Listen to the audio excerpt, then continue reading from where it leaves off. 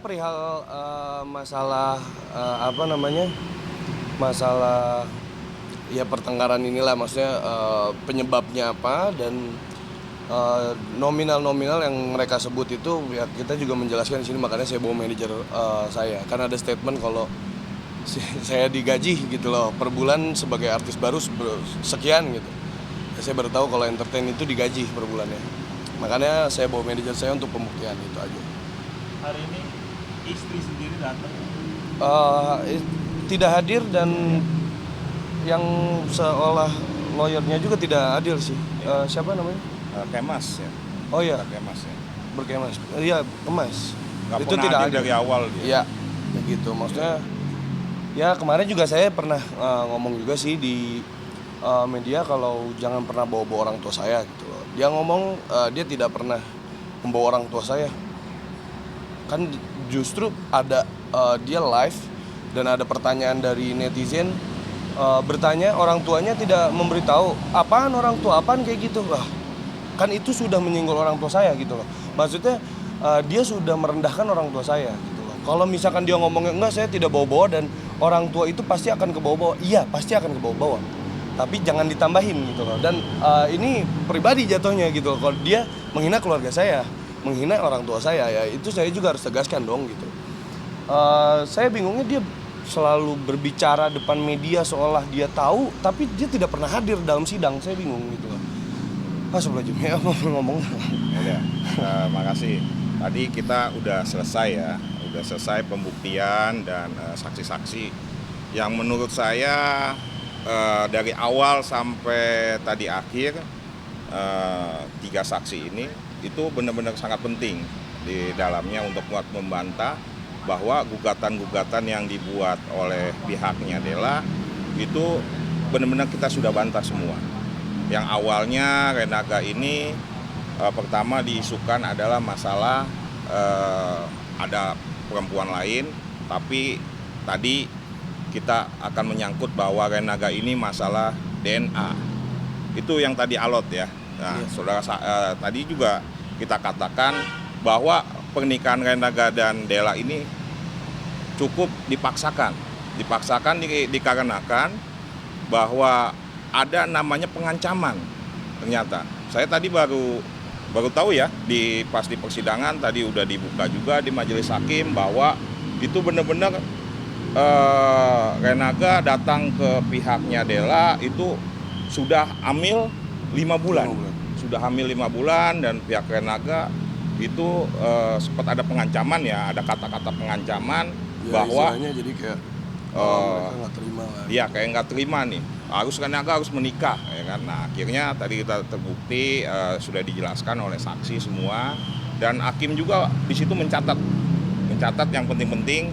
Nah, termasuk tadi juga kan ada tuntutan gugatan dari Della itu ya seperti dia meminta sesuatu ya di dalam petitumnya itu kita udah bantah juga. Kita tadi hadirkan manajernya bahwa Renaga tuh mempunyai penghasilan sebulan sekian. Tapi kita nggak mau buka di sini, tapi kita sudah sampaikan ke pengadilan. Gitu. Itu aja. Dan satu lagi untuk masalah kembali ya pengacara namanya siapa? Kemas ya. Saya sih nggak begitu kenal ya. Tapi dalam satu posisi saya selalu sidang sama Ibu Nopi gitu. Jadi selama ini ya saya nggak pernah kenal di dalam persidangan atau bantah-bantahan pun juga saya tidak begitu kenal ya sama saja. Itu aja bisa ditambahkan oleh manajer. Kalau saya tadi bersaksi tentang majelis hakim menanya saya tentang penghasilan Renaga. Saya mau menjelaskan sebenarnya lebih detail, cuman majelis hakim dibilang pada pokok intinya saja. Jadi saya cukup berdebat tadi dengan pengacara juga. Artinya apa? Kita harus clear gitu kan, karena industri hiburan entertain ini abu-abu, ya kan. Kita tidak bisa tahu grafiknya seseorang tuh income-nya berapa. Jadi bagi saya sangat tidak masuk dalam otak saya atau saya punya orang finance juga untuk menghitung penghasilan seorang artis itu berapa tuh nggak ada. Ya.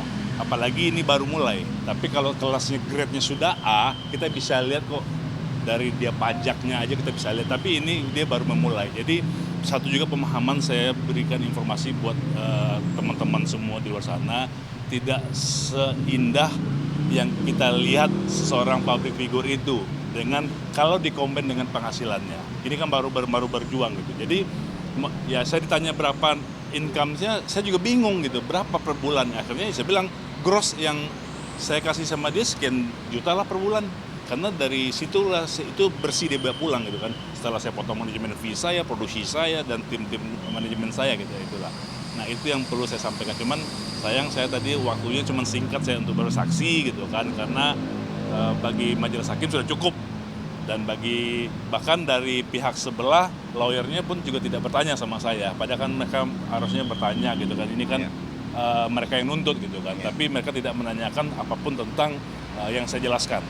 Jadi saya pun sendiri sebagai manajernya nggak puas juga gitu. Maksudnya saya ingin menjelaskan lebih detail nih sosok ya gitu kan. Jadi itu yang saya jelaskan hari ini gitu kan.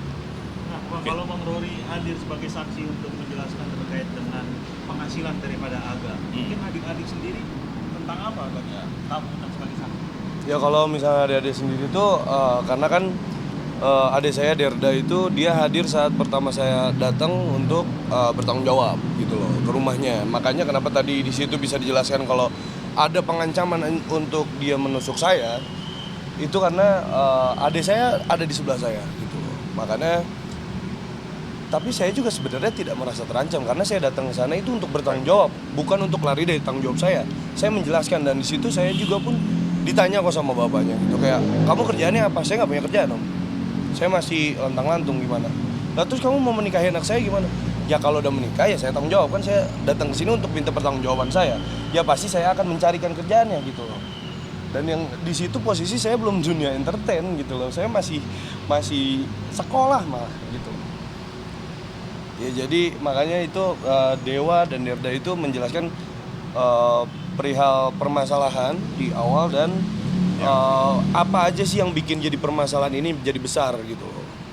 Ya karena tes DNA itulah karena pernah sempat dia menuntut kalau emang bener ini anak lu gue tuntut ya. Kan saya langsung waduh ya udahlah. Makanya saya bingung di media dia bilangnya mau ya sok aja gitu loh tes DNA tapi ditertulis itu menolak gitu kan saya bingung jadinya. Sedangkan kita juga tidak bisa memaksa kalau misalkan pihak sebelah itu menolak gitu. Kesannya saya jadi kayak ngancam juga gitu loh kan. Jadi ya udahlah kita ikutin aja alurnya. Cuman meluruskan terkait mungkin tadi Bang Abang mengatakan bahwa secara tertulis pihak sana menolak untuk DNA. tes DNA. Namun kalau tidak salah sekitar 4 minggu yang lalu pas sidang ini di KMC, pihak sana mengatakan bahwa saya maunya di RSCM, tapi Aga maunya di Rumah Sakit Polri. Berat dong saya kita tempat dan lokasi. Ini Ya. Jadi seperti apa Bang pembelaan soal tes DNA? bisa untuk buat masalah tes DNA yang saya tahu itu RSCM itu udah tidak ada. Sudah ada tidak ada tes DNA. Tapi sekarang ini di Rumah Sakit Polri Sukamto itu pun juga kita sudah tanya ya, harga dan biayanya pun kita sudah fix, sudah ada. Nah, namun ada konfirmasi bahwa dari pengacaranya Della bahwa tes DNA-nya tidak bersedia. Dan tadi itu disindir pun sama majelis hakim. Majelis hakim menanyakan ini dari 3 minggu ini gimana bisa tes DNA. Nah, maka tadi saya langsung spontan mengatakan, wah majelis mohon ternyata bahwa tes DNA ini ditolak ya kami kan nggak bisa membawa anak itu secara paksa saya bilang. Oh, ya kan terus tadi pengacaranya bilang pun juga, oh iya majelis itu kan kemauan dari prinsipal Dellanya sendiri gitu loh untuk buat tes DNA tidak mau gitu. Padahal majelis hakim mungkin lebih mengerti karena permasalahan ini adalah tentang masalah anak gitu loh, bahwa ini anak keraguannya Aga ini sampai saat ini pun masih masih bener-bener nggak bisa masih terbayang-bayang lah ini anak atau bukan gitu. Tapi soalnya gitu kan. untuk sampai saat ini saya masih mengakui itu anak saya gitu loh. Sebelum tes DNA itu keluar. Karena hasil biologi itu lebih akurat lah. Iya. Jadi Ilmiah. Makanya saya sampai sekarang masih mengakui itu anak saya. Makanya kan dia sempat ngomong katanya dia tapi tidak mengakui, dia masih nanyain. Ya kan sampai saat ini belum ada penjelasan atau hasil dari tes DNA gitu loh. Jadi gini, soal tes DNA itu saya garis bawain ya. Sebenarnya sih tes DNA itu sebenarnya dengan kondisi itu sebenarnya perlu untuk kedua belah pihak sebenarnya. Biar tidak ada terjadi memori untuk masa akan datang. Ya. Artinya gini, let's say apapun dari hasil tes DNA, kami dari pihak Renaga tetap akan mengakui itu anak itu. Gitu. Ternyata kalau ternyata tes DNA itu berlaku gitu dan terjadi, maaf itu bukan anaknya, Renaga masih menganggap itu anaknya. Tapi kalau ternyata itu memang anaknya, alhamdulillah itu menjawab keraguan gitu kan. Keraguan, manusia kan tempatnya ragu, bukan tempatnya benar manusia. Jadi manusia tempatnya ragu. Nah, untuk meyakinkan itu ada namanya dunia kedokteran untuk membuktikan itu, gitu kan. Nah, itu tujuan kita dari sebenarnya tes DNA. Kalau tidak, ini akan kebayang-bayang seumur hidup beliau. Suatu saat terjadi perceraian ini, suatu saat dia nanti akan berumah tangga layak atau apa, itu akan menjadi bahan pertanyaan baik pihak dari calonnya nanti atau siapapun itulah. Atau di masa tua dia akan terbayang-bayang sampai masa tua. Nah, saya sebagai manajernya mewakili keluarga orang tuanya juga pengacaranya membilang ini perlu untuk mengkat itu yang namanya otaknya berpikir terus, imajinasinya ini enggak ini. Walaupun sebenarnya nggak dipikirkan, di saat suatu saat nanti dia lagi down sama anak, benar nggak ya? Ada emang anak gua sebenarnya ini, cuman kan wajar dia ragu dengan kronologis awalnya, gitu sih. Nah, Bang, komunikasi sama pihak sana seperti apa mungkin terkait anak? Sempat yang kemarin tuh nggak pernah diangkat. Saya telepon semenjak pas yang dia ngomongin tes DNA itu. Saya telepon nggak diangkat, saya ajakin ketemu dia malah alasan ini itu katanya tidak mau mengakui tapi ngajakin ketemu. Gimana sih Anda sehat ya, kayak gitu-gitulah pokoknya. Oke, jadi maunya saya seperti apa saya bingung. Yang pada akhirnya dia posting lah kalau anaknya itu bilang kangen terus, pengen ketemu papa tapi papa nggak mau ngajak, pengen ketemu papa tapi papa nggak mau ngajak. Akhirnya saya menurunkan ego saya lagi, saya telepon lagi dan pada akhirnya diangkat sama Dela. Saya ngobrol lah sama anaknya, ya udah mau ketemu nggak besok gitu loh. Besok papa kosongin deh, maksudnya kan saya juga untuk saat ini saya juga berusaha untuk mencari masukan lagi gitu loh, kemanapun saya usahakan, mau saya bisnis apapun gitu. Walaupun gagal tapi tetap saya usahakan gitu kan. Akhirnya saya bilang besok mau nggak, mau, anaknya udah mau. Besoknya saya telepon tiba-tiba tidak jadi karena dia itu tidak ada di Bogor, dia lagi ada di luar kota. Oh ya sudah, dia minta besok aja, sedangkan besoknya saya ada meeting lagi sama orang lain gitu loh. Kan itu menghambat pemasukan saya juga, jadinya akhirnya kayak ya udahlah kalau emang dianya belum bisa ya nanti aja gitu. Sampai saya mintanya sih pengennya dia yang meminta sendiri ke saya gitu. Karena buat apa posting ke ini gitu kan, ada WhatsApp gitu lah, ada media sosial yang bisa lu hubungin pribadi ke gua gitu. Jadi kayak ya udahlah gitu, kalau emang mau ketemu ya WA aja saya, kalau emang nggak mau ya udah. Cuman biaya saya akan tetap usahakan kok gitu.